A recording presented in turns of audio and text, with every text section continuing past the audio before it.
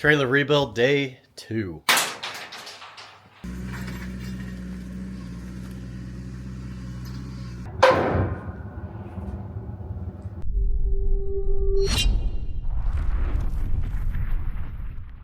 Trailer rebuild day 2. Got, I think everything cut off. Let's see, I cut the ramp hooks off the back. I cut the tail lights off. I think I've got this thing pretty much stripped down to it's time to take the new 4-inch C-channel, cut it in half. It's 20 feet and 1 inch, so I'm just going to cut it in half, 10 feet and a half inch, and lay one piece on each side, and then hopefully be able to clamp it to the existing deck and get it nice and flat and straight. Get that tack welded on, and then I just went to my local trailer supply store and got some new hangers and bolts and bushings for the equalizers and stuff like that. Let's get that material cut in half and get it in place.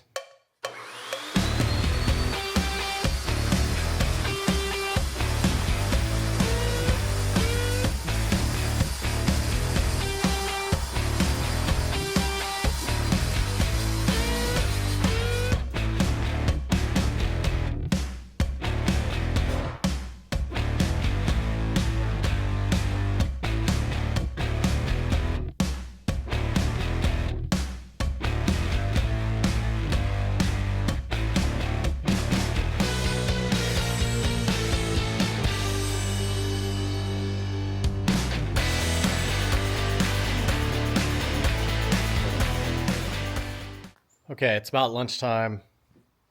Show you where I'm at here. I've got all the new cross members, 6 new cross members tacked in place. The old ones were paper thin. These are 095 wall. I'm trying to remember.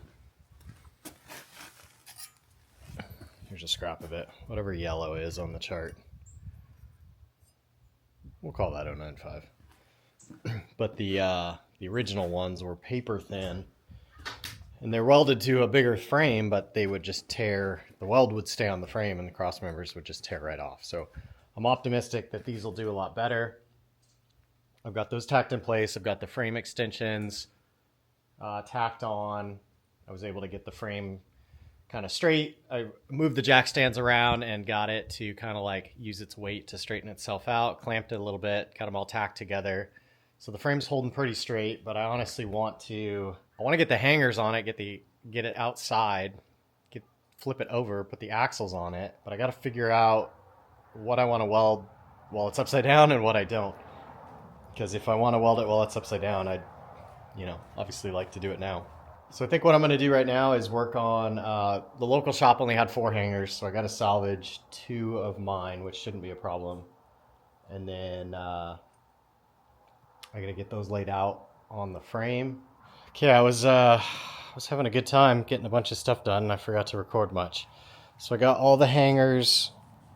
I got all the hangers laid out and welded on, and then I went ahead and I wasn't planning on using the crossmember material to make, I guess, cross members or tie-ins for the hangers, but I figured since they're kind of like halfway off the frame rail, so I figured that would probably be a great way to tie them in. And I'll probably, once I flip it over, I'll probably do like triangular gussets here. But trying to do all the welding that I want to do to the bottom first. Just carried 1 axle up here, deadlift style, so I'll go get the other one, get it up here, and see if I can get everything bolted on. My thought was if I could roll it out of here upside down, then I can go out there in the gravel and flip it over with the Kubota. So that's the plan right now, although my latest panic is actually that I'm kind of worried the sidewalls of the tires are going to hit the frame. I'm going to have to test fit one of those pretty soon. Well, I just put the axles in place and then walked over to the camera and it said SD card full. So I don't even know if you guys got to see me put the axles up here on the trailer, but you take my word for it, they're heavy. I'm going to assemble this thing upside down, and I think I can pull it out of here. I think I could like make the tires touch upside down, take it down in the gravel and flip it over. So I'm going to put you guys on time lapse, and I'll put all the leaf springs and shackles and hangers and everything together, equalizers, and see how it goes.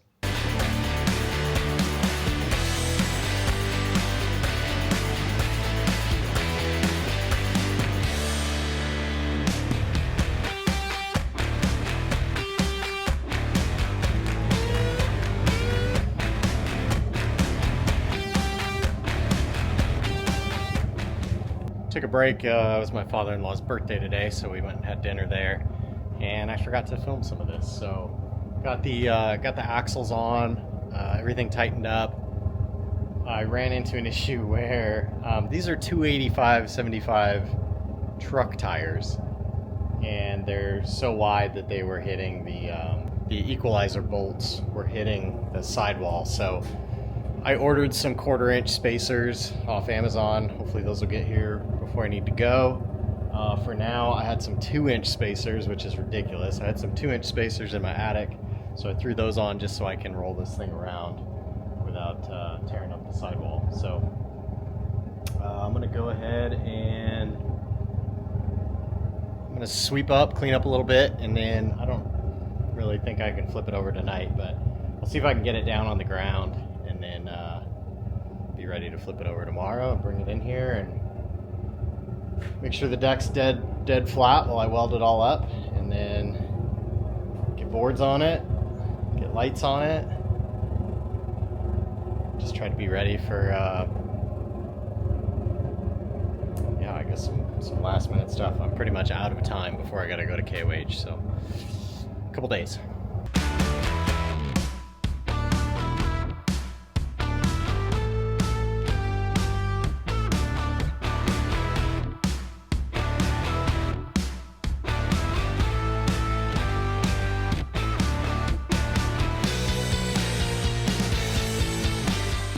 I'm not sure you can tell what happened in the time lapse, but just trying to get it down on the ground upside down, totally unconventional. One of the shackles flipped over, or both shackles on the rear axle flipped over, and luckily I was able to get them to flip back easily. But I think that might actually prompt me to limit the articulation in the equalizer bar. That way that never happens on the road, because I did actually have that happen with the old setup on this trailer, because the hitch of the motorhome is so far behind the rear axle that when you go up and down in the motorhome through dips, and it really moves the tongue up and down a lot, and it makes the axles articulate a bunch, and you can actually overextend them and flip the shackles. So might be worth welding in some kind of bump stops, essentially, just to keep it from moving too much.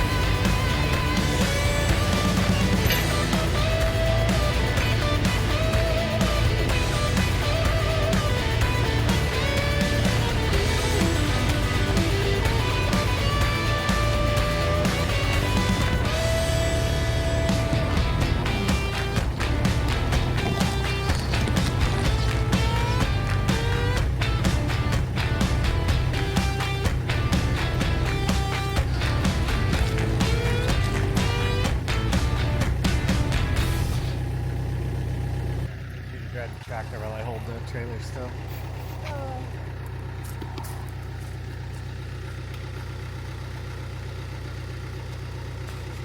So just go backwards very slowly. Go back? Diesel, get out of the way. Diesel, stand here. Diesel. slow.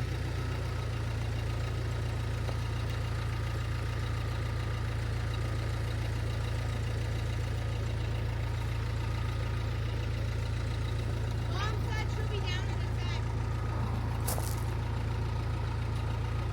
Hold up. What? Stop.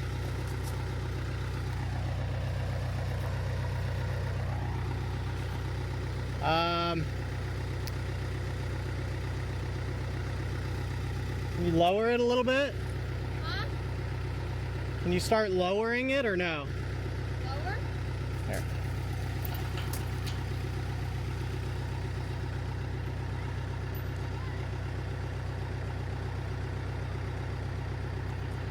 Madeline, lift the lever up really slowly.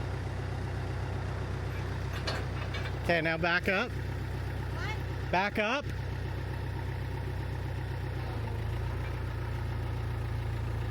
Lower it. What? Lower it.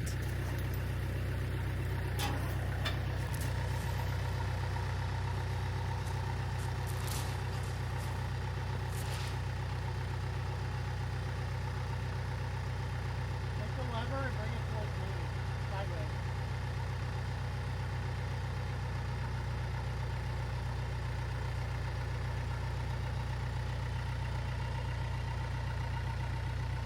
Okay, now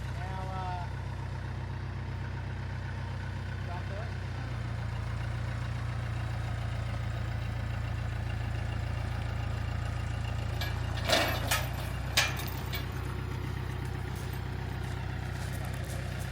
Now what?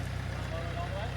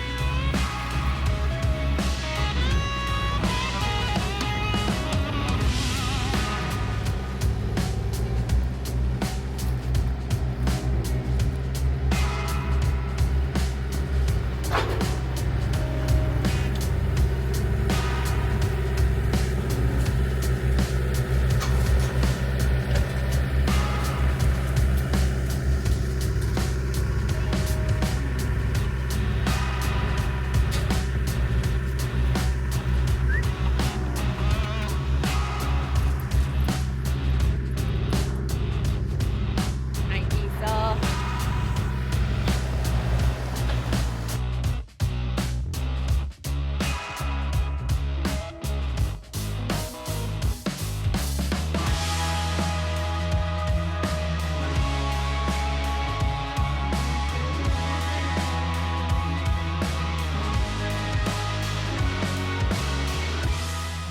This is where the trailer tongue did end, and the first leaf spring hanger was right here. And so this was the only deck dimension behind that. So it bent right here pretty much at the back of the hanger. So like imagine the old one of these was welded right there. So it basically bent right here. So I just put one of the tires up here, and with this unwelded, I just pushed down until a piece of flat stock was dead nuts here, and then welded that in. And now I'm gonna go fine tune the other side. So now I'll get this one situated. Like right now I'm a little bit over pressured because you can see that daylight in there. So I'll probably let up on this a little bit until it's uniformly touching all the way across. Then I'll weld this one solid. Then I can start attaching the new tongue all the way across there, because all I have are a few tack welds every once in a while. I don't know if I've got my spread too far from there to there, but I'm getting shackle flip every time I mess with this thing. So I'm gonna have to get those flipped up right, and then I think put some bump stops or something, some sort of hard limiters up here, because it's when it articulates a bunch when it swings all the way up there, that it lets the other one dump out.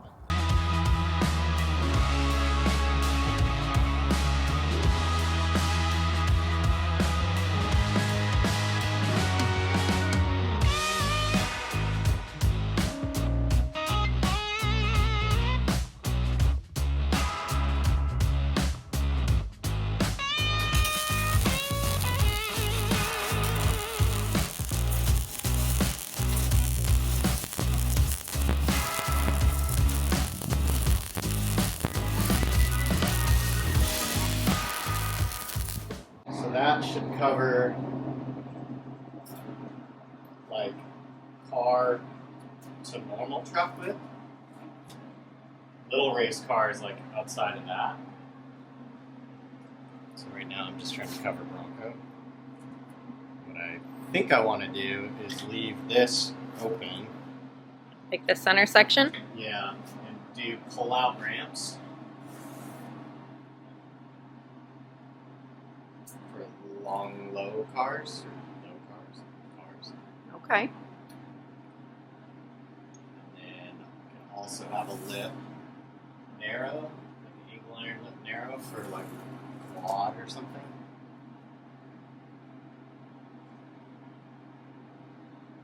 I kind of wanted to leave the tail open. I wanted to let air flow through it. I don't know if that matters. It's good for tie downs too, or? Oh, well, I think so. Okay. Tie through it. Could have a metal basket insert for firewood. I didn't think about firewood, but I did think about like some sort of storage.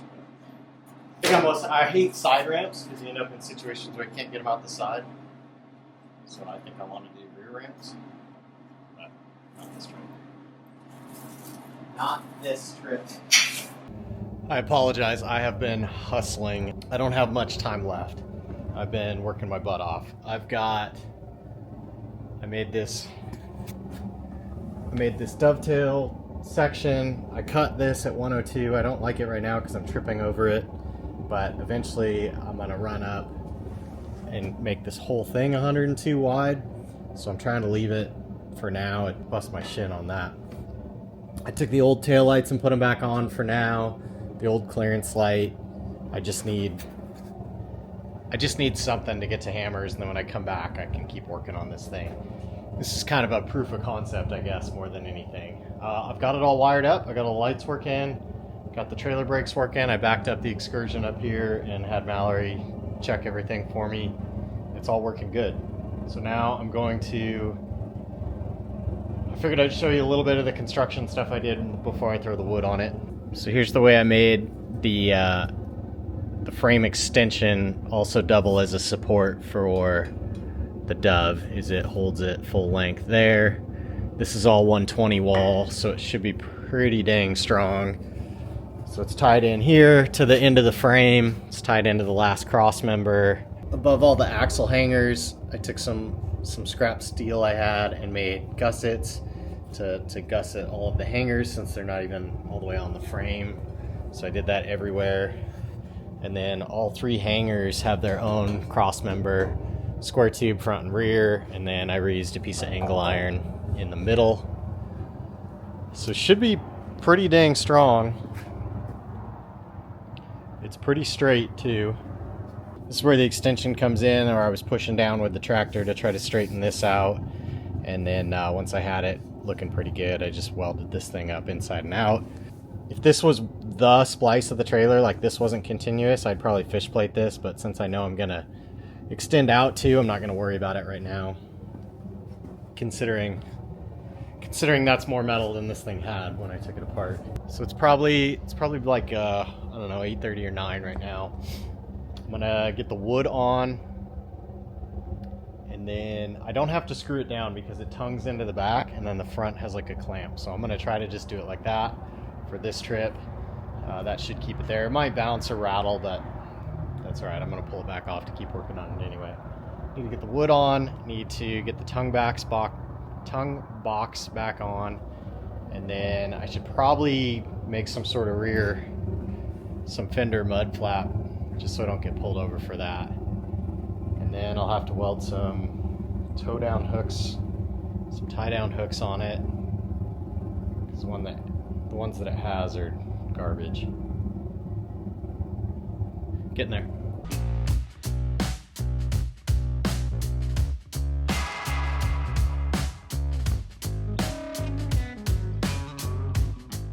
Well, you happy with it? What? What? Well, I've been busy too. Thank you very much. I know you have. Let's see. We got homeschooling done. We got mid-year testing done. Well, Stupid mid-year testing. okay. I made you granola bars. Hashtag meal prep. Hashtag KOH meal prep. That's a wrap for this week's video. Hope you guys enjoyed it. Trailer rebuild. That was 3 long days, but it's back on its wheels. Lights and brakes work.